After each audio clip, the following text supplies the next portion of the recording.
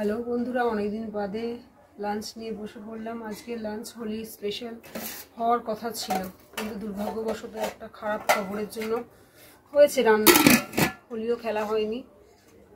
আজকে রান্না করেছি একদম কোনো রকমের লাল লাল মটনের ঝোল, ভাত। আজ আমাদের এখানে খুব বাজে একটা দুর্ঘটনা ঘটে গেছে। এই যে মটন রান্না করেছি আর ভাত, আর স্যালাড কিচ্ছু করিনি। কি করে করবো?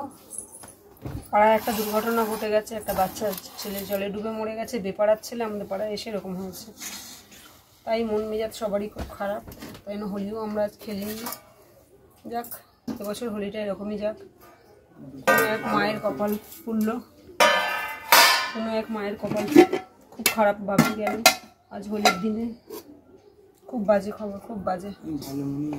তাই তোমাদের সাথে শেয়ার করলাম কথাটা। ঠাকুর করুক, মাটা সামলে নিক নিজেকে, পারবে না জানি, তাও